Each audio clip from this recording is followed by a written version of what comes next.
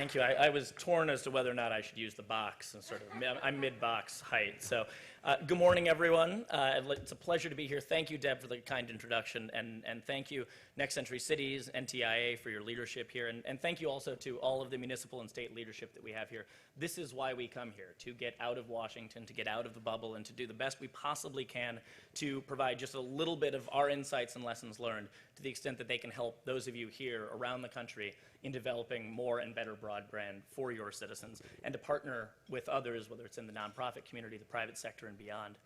I want to just spend a few minutes today talking about, first, what the administration has done in broadband, what we're doing and where we're headed for the next 10 months, and the sort of change that we've tried to put into place that many of you can help take forward in your own communities. If we have one North Star on broadband issues, it is this. In the 21st century, broadband is no longer a luxury, it's a necessity. Broadband is an enabler of so many things that we try to deliver for our citizens every day. It's an enabler of economic growth, of the sort of opportunity to put small businesses on a competitive footing with big incumbents every single day, and to revolutionize entire industries, like you heard the mayor talking about just a moment ago. It is a pathway to education, an opportunity to learn skills and to learn from those who are not in your immediate area, to get the absolute best of knowledge that is available, whether it's something as simple as looking up a fact on a Wikipedia page, or learning a new skill through a Khan Academy, or even some of the career and technical education that is available now, regardless of where you live, online across the country. And it's an enabler of building stronger communities. Communities that are distant, communities that are isolated, families that are themselves isolated have challenges, and these are challenges that historically have been very difficult to overcome. The proximity that fast broadband can provide, it's as simple to any of us who've had a loved one, a spouse or a child move away and be able to talk to them face to face, enabled by technology. It can make a huge difference, and it can bring our communities closer together. All of these are reasons why broadband is a key enabler to so much of what we're trying to do in the federal government and beyond. And as a result, it's a top priority for us in how the federal government delivers services, thinks about opening up new opportunities, and frankly, how we think about how the US economy can compete in a global competitive ecosystem that we live in now. The last 7 years have delivered a once-in-a-generation leap forward in connectivity in this country. And so let me tell you the story of 4 programs that we think made major progress, but still highlight exactly what work is left to be done. For the first one, let me take you back to 2009. 2009 was a very scary time. I think it probably was for a lot of you in this room. In 2009, we were in the middle of the worst economic downturn in a generation. The unemployment rate was double what it is today in this country. Investment was flat. The S&P 500 was half of what it is today. The Dow was a third of what it is today. Consumer confidence was a third of what it is today. This was a bad marketplace for the average worker. This was a bad marketplace for an individual trying to save for retirement. This was a bad marketplace for a company thinking about whether they wanted to make hard capital investments in the future of this country.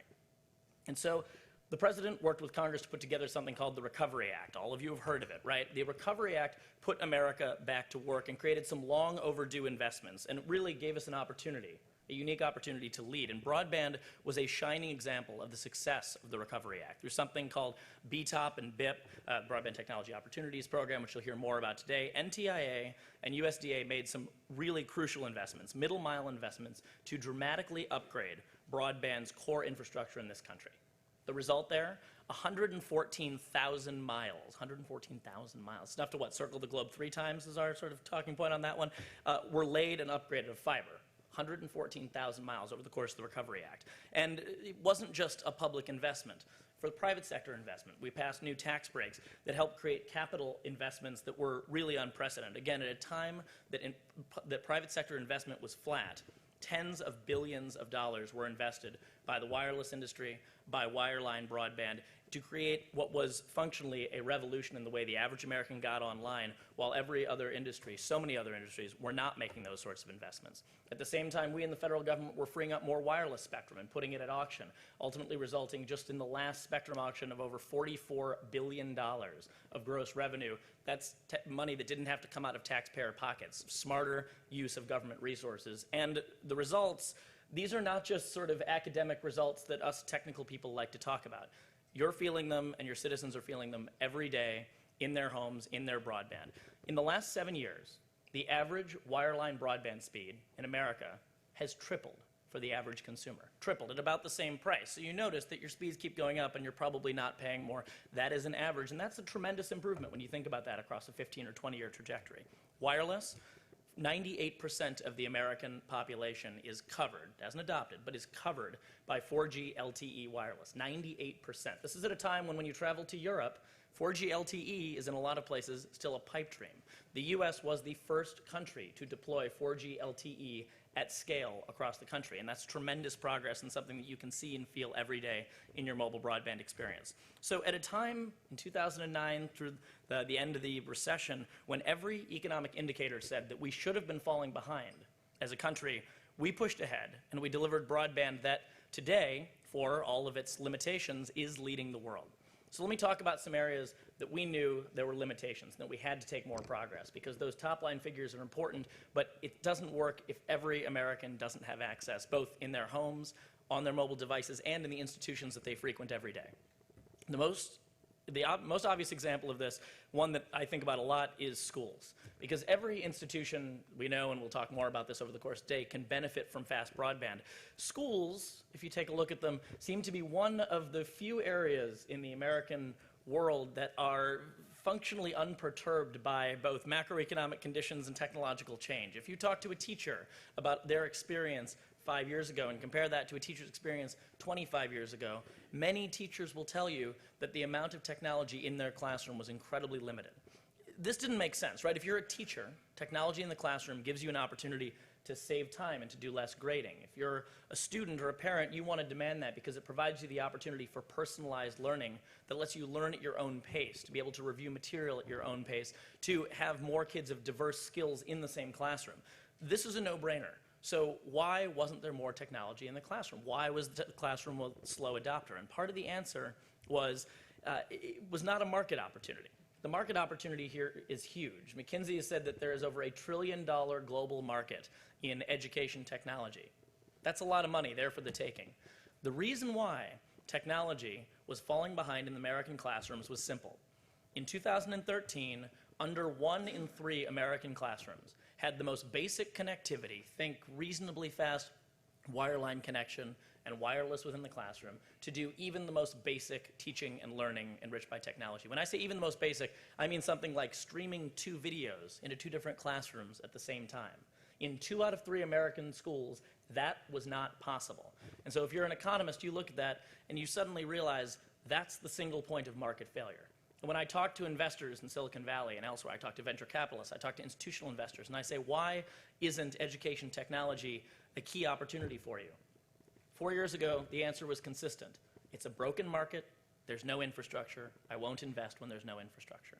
And so we set out to change that. It was something of a national travesty. And when the president went to Mooresville, North Carolina, and he announced something called ConnectEd, he said it this way. He said, in a nation where we expect free Wi-Fi with our coffee, we should demand it in our schools and in every one of our libraries. It's that simple. And so the president announced a goal that was, at the time, 3 years ago, incredibly ambitious. He announced a goal to connect 99% of every classrooms around this country to high-speed broadband and wireless. Not in 20 years, not in 15 years, in 5 years. 99% in 5 years. It was a bold goal, and it's one that we knew at the White House, the administration, we could not do alone. And we had some tremendous partners to put together. First, the FCC, which rose to the challenge and announced $8 billion, $8 billion with a B, of new funding for school broadband that is in use right now. The Education Department built a network of educators, which today it's called the Future Ready Network. It comprises 1,200 school districts, representing 25 million students that have all committed to this vision of helping teaching and learning improve through more technology in the classroom. The private sector rose to the challenge, saw the market opportunity, and committed $2 billion of free technology from some of the biggest companies, many of whose devices are sitting on these tables right now, to provide free technology into classrooms and the classrooms that needed it most. And right now, those commitments are in use in all 50 states by over 2 million students. The combination of private sector, public sector, the nonprofit sector coming together towards a vision of improving technology. To recap, 3 years ago, ConnectEd was a good idea. And today, this program is delivering $10 billion and a national movement to revolutionize our schools. In just 3 years, that program, ConnectEd, has closed the digital divide, in American schools by half. By half. Over 77% of schools now have the same broadband that 3 years ago we said only 1 in 3, under 1 in 3 had. This is, the reason I spend time talking about this example is that this is progress that every community can seize. The resources are there.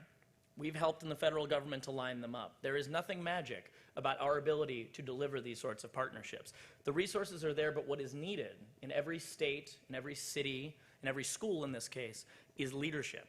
Apply for the funding, push to prioritize broadband connectivity, allow experimentation in the classroom, allow experimentation in cities, allow zones to get ahead so that there can be a model of where it's working and you can see where it isn't.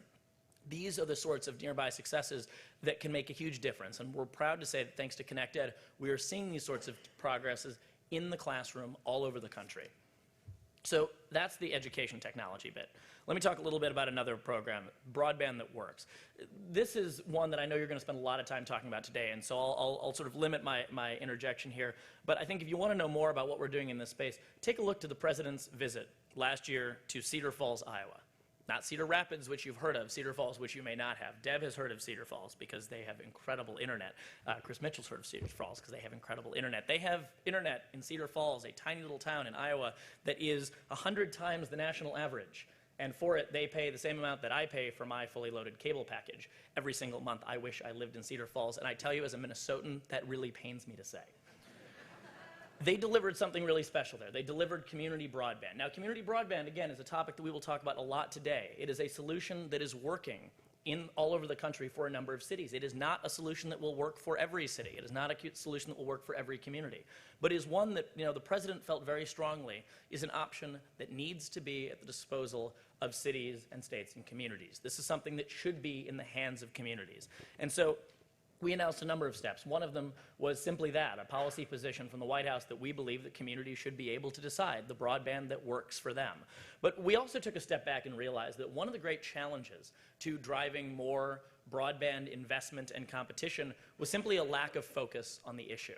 That, since most Americans are going to have commercially provided broadband from standard competitors in the market, more competitors is a good thing. It can drive down prices, it can drive up speeds. But, for your average American, particularly when you're talking about fast broadband speeds, many of them lack more than one competitor at what we'd consider to be true broadband speeds today. That's a monopoly. You don't have to take more than basic economics to know why that's not a great thing.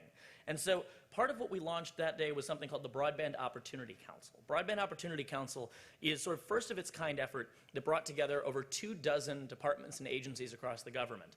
Now, if you tried to list 24 departments and agencies in the government, you'd probably finish around 18 and say, who else could possibly want to take part in it? Turns out there were, because broadband is an issue that brings almost every agency of our government together, even those that wouldn't think about it intuitively, as part of their mission. And thanks to great leadership by NTIA, by the Department of Agriculture, we have been able to marshal effort from every single agency. Sure, the obvious ones, the Departments of Commerce, the Small Business Administration, but ones that you might think of less, like the Department of Housing and Urban Development, the Department of Veterans Affairs, the Institute of Museum and Library Services.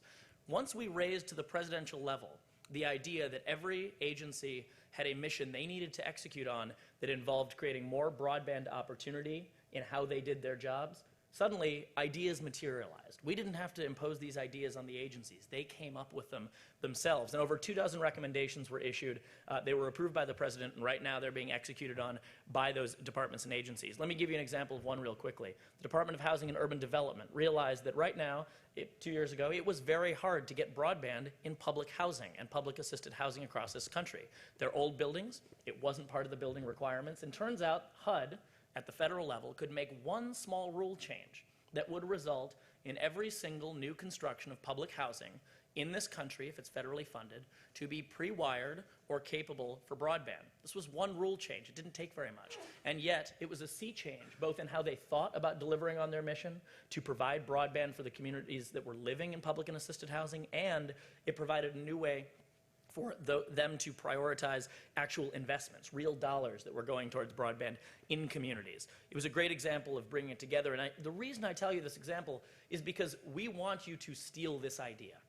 We want you to franchise this model. The Broadband Opportunity Council has nothing magic about it. The Broadband Opportunity Council is as simple as setting a goal, more broadband competition and investment, bringing together all the departments and agencies, even those that don't think it's part of their job, and then asking, what can you do to contribute to this mission? We've had tremendous success. It is not the sexiest stuff in the world. Changing a reg on housing and urban development, building codes, not the sexiest thing in the world. But it means real broadband in the hands of those who didn't have it all over this country. And this is something that we think can be as powerful, if not more powerful, when it's brought to the state and the local level, because so many of the barriers that private sector and others find when they're just making broadband investment decisions are happening at the state and local level. And the reason why this is so important is this. Civic leadership nowadays means putting technology within reach.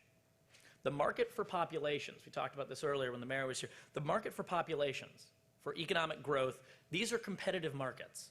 You are competing for minds, you're competing for job creators. That is a competition in which every city in America is going in as people become more and more mobile. Seattle will not be competing with Los Angeles on weather. Chattanooga will not be competing with Seattle on coffee. They're all going to be competing with each other on broadband. And so this is an opportunity for cities, smaller cities, to get ahead. And if you want to see any more examples of this, take a look at some of the examples that we're going to be talking about over the course of today, of small cities that are driving job creation and more investment by virtue of having world-leading, nation-leading broadband. It can be a real attractor for business in addition to all those social benefits I talked about. So what we've seen here, thanks to efforts like these, is that tens of millions more Americans and the institutions that they rely on have joined the digital age in the last 7 years. But there is more work to be done. And when I say there's more work to be done, consider this. If you make under $25,000 a year, you are half as likely to have the internet at home than if you're well off, if you're in that top income quintile. Half as likely. That is not good enough in this country, especially given how much low-income Americans can benefit from connectivity, can benefit from being online, to reduce the cost of being poor, to keep their communities together, to move up the economic ladder. This is a national imperative, and it's an imperative for every one of the cities that's represented here today. So just 2 weeks ago, in our latest effort to combat this, in the run-up to the President's visit to the South by Southwest conference, we announced what will be our capstone effort for the rest of this administration in broadband connectivity. It's an effort to focus national attention to fix the digital divide, to bridge that digital divide. And we did it with the same formula. We set a bold goal, in this case, to connect 20 million more Americans, some of the hardest to reach Americans in this country, to connect 20 million more Americans to broadband by 2020. We based it on reforms of the current Lifeline program at the Federal Communications Commission. The reforms that we're proposing to Lifeline, which, if enacted, will provide a national broadband voucher for every low-income American that is eligible, it means that millions of Americans will not have to choose between putting bread on the table and paying their broadband bill. That's what this means, and that can be the cost of getting more Americans online. So to help reach this goal, in addition to Lifeline reforms, we unveiled a new national call for partnership from nonprofits, from the private sector, and from government to ensure that low-income Americans can get both the broadband they can afford, as well as two other key components: the low-cost devices that they can use and the digital literacy skills that they need to make the most of getting online. So we're tremendously excited about this new Connect All initiative and what it can do to ensure that no one is left behind from the digital revolution. This is a record that we are tremendously proud of. It has elevated broadband from a milieu technical issue to the top of our agenda for our economic and our social programs. It's helping us do our jobs better, and it's helping us deliver services better, and it's helping to provide more opportunity for more Americans. That is momentum that we want to continue, and it's momentum that, thanks to events like this one and your leadership and your being here today, we are confident that we can continue long after we leave office. Because if there is one takeaway from my conversation, it is this: in America today, connectivity is opportunity. And as a nation, we have an obligation to make sure that we're delivering both. So now I'm pleased to welcome on stage Michael Mattmiller, who you've already heard a lot about, the CTO of Seattle, and we'll do a couple of questions.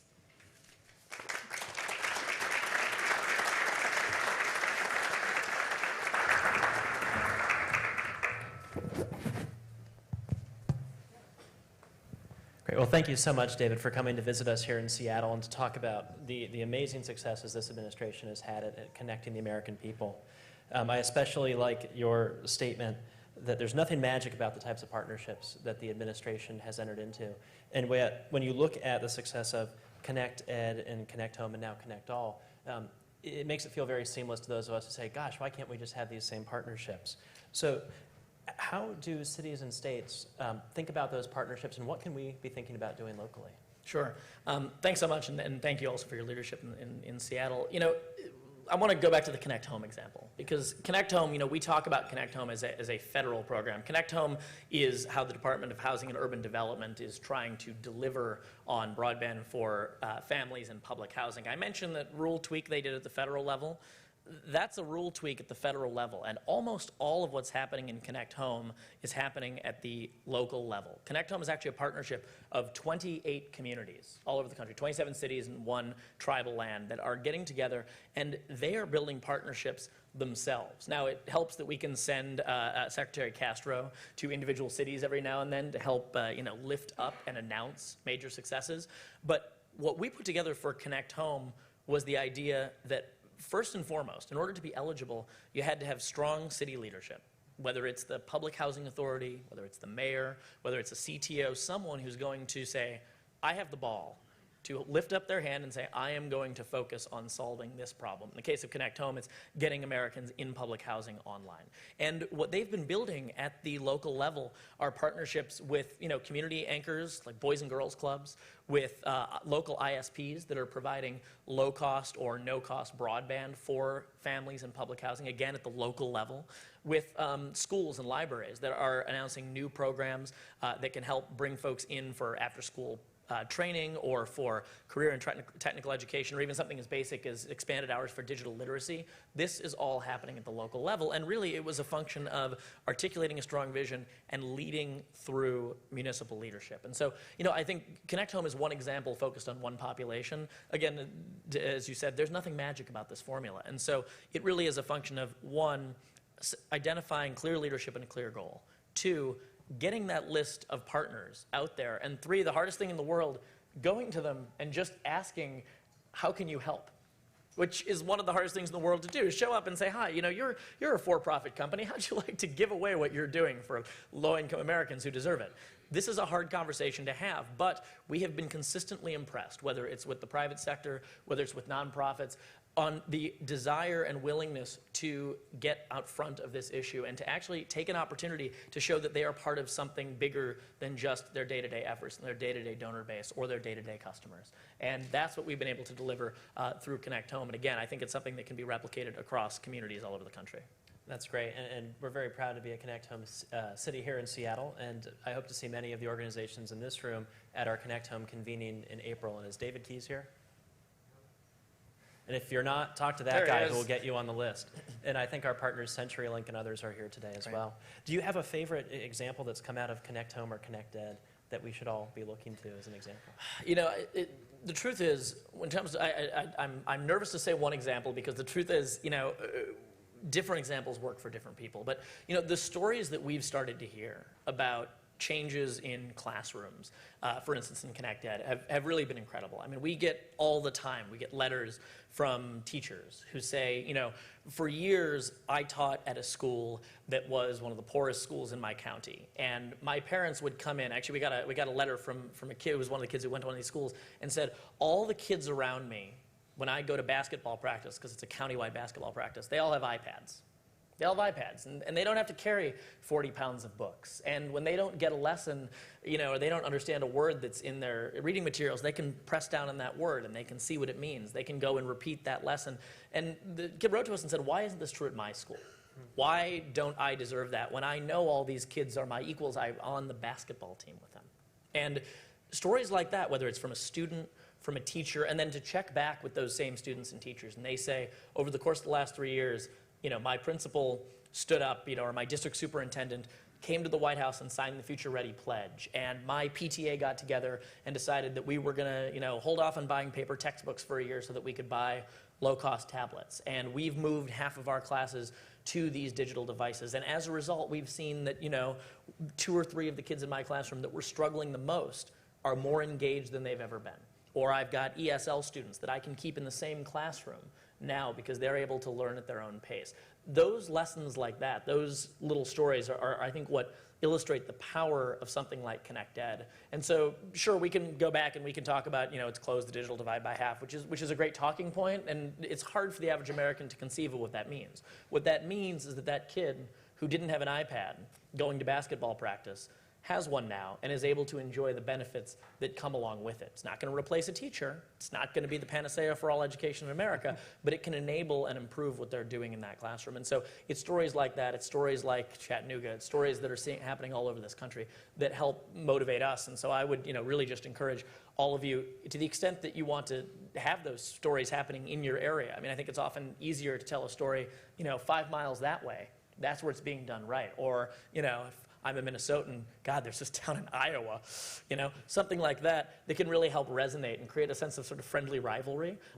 We would love to help connect you to those stories if we can. I also think, organizations like Next Century Cities are there to help connect with stories like that. And, I think we're seeing more and more of them online, in the regular media, not just the sort of specialty media. That's great. Well, and there's been so many accomplishments, as you mentioned, from Connect Ed to Connect Home to the new announcement around Connect All just a couple weeks ago. What can we expect from the administration over its remaining 9 months? Sure. So first of all, look, we are focused relentlessly on execution.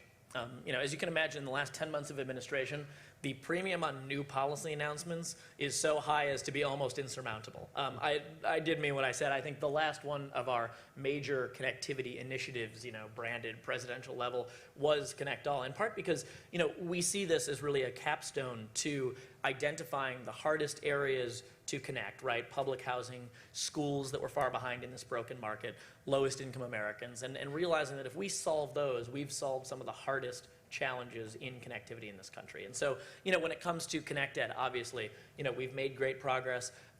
Connecting the last half of the unconnected schools is going to be incredibly hard, capital intensive, different series of challenges when it comes to, for instance, connecting a lot of rural schools, a lot of, really far out there schools that, aren't necessarily going to be laying the same kind of infrastructure that would be true for dense urban areas. When it comes to Connect Home, making sure that every one of those partnerships has the resources they need to succeed, has the convening power of the White House if it's available to them, but is able to learn from and build a network with one another. And on Connect All, we say with fingers crossed, and having already issued our formal views on the matter, it's certainly our hope that the FCC will continue in the direction that we hope it will, and that it seems from all public appearances that the FCC is headed in. If it works out, as Tom Wheeler, the FCC chair, has said, in under a month, every American who makes 135%, depending on what they do, of the poverty level, will have a broadband subsidy of around $10. I think it's $9.25 to $9.65. That could be a game changer for low-income Americans getting online. And so that's huge change that's happening right now. And we want to do everything we can to help supplement that with federal programs, with new partnerships.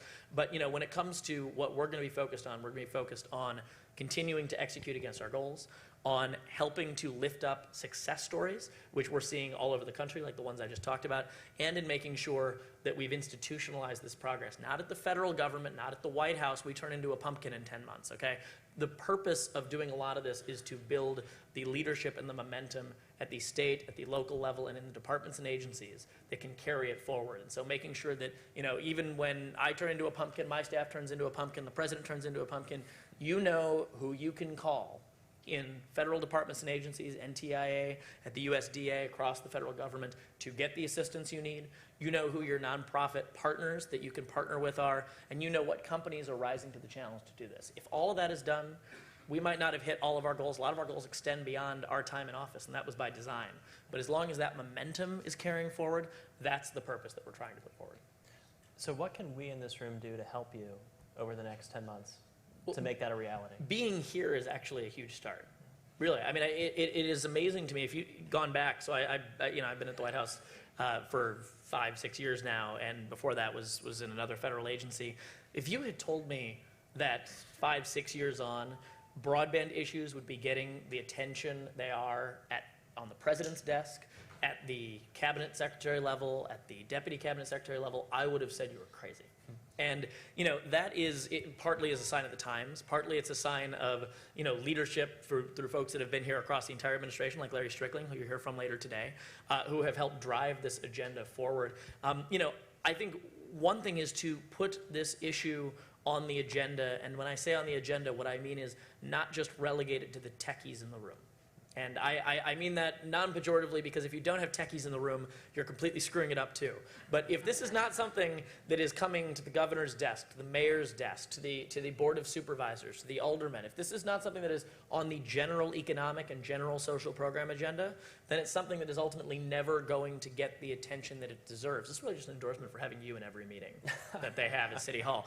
But it really is true. So one, work to put this agenda item at the top, and if we can be helpful in doing that, look what's happening in Washington. That's usually not a good thing, but look what's happening. The White House is prioritizing this. Look at how much time the president is spending on this issue. If we can be helpful there, do it. So one, elevate this issue within. Two, if you have ideas for partnership, if you have great stories that are happening in your area, let us know. I am consistently shocked at the dearth of email that I get to this effect, because I know, I'll catch a dozen of you after this, and I'll talk about what's happening in your city or your state, and you'll tell me, we've got this incredible thing that we've built, with either this incredible municipal broadband network, or, we've got 8 different, ISPs that are all competing across different services, or we've, managed to deliver this service in a way that is not happening anywhere else. I hear about that on the margins, and I never get an email that has it in clear bullet points. And let me just make this really simple. When we send the president to places, he constantly wants to talk about stuff like this. Because, we've set this agenda, we've elevated these issues, we've announced these programs. Now, for us, it's about lifting up the success stories that are happening because of leadership, not in Washington, leadership around the country. And so, the last thing, one of a long list, but that you can do is, please do not be shy about asking for help, but do not be shy about sharing your successes with us, because we want to do everything we can to lift them up. Because for every one of your successes that we can lift up, the 5 cities closest to you, the 3 states nearest to you, want to replicate that same success. And it can inspire them to put the issue, again, back at the top of the agenda. That's great.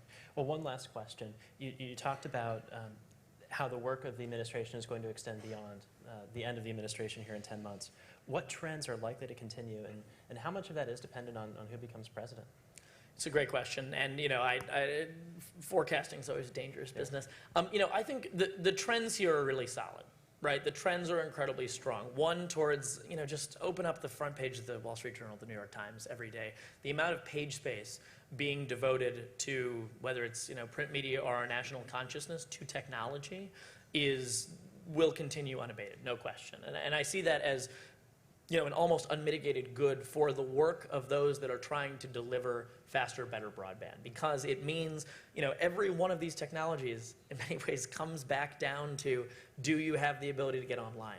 And so as much as getting online is a part of our national conversation, not about, can I start the next Google in my garage in Seattle? That's a fine conversation. We've been having it for 10 years. But is this, is broadband available so that the poorest Americans in my city can help overcome the cost of being poor and get discounts on their groceries, or apply for college when otherwise they'd have to fill out paper forms that cost them twice as much? Or, can I deliver food stamps or, nutritional assistance, or get a better sense of what's happening with low-income kids in schools? When it's part of those conversations, that is going to be tremendously powerful. And again, I think that is on the upward trajectory. How much of this is dependent on the administration? Look, I have no question that regardless of who is elected president next, that the branding will change. The branding will change. This will not be, President Clinton's Connect Ed initiative. Maybe it will, and that would be wonderful. But, we have designed these initiatives so that they are both, on some level, self-executing, so that they continue, and also so that they're not bound up in one personality. They've never been bound up in one personality. And so while we have the president go to Mooresville, go to Cedar Falls to announce this sort of thing, he's announcing it. Whether or not we make progress is only a function of whether or not those at the city, the state level, the Federal Communications Commission, and the private sector take up that mantle. And so we are happy to help until our last minute in office in raising the profile and in helping to drive commitments. But I'm incredibly optimistic about the work that we've seen, because something like closing the digital divide in schools by half could not have happened by sheer force of White House will alone.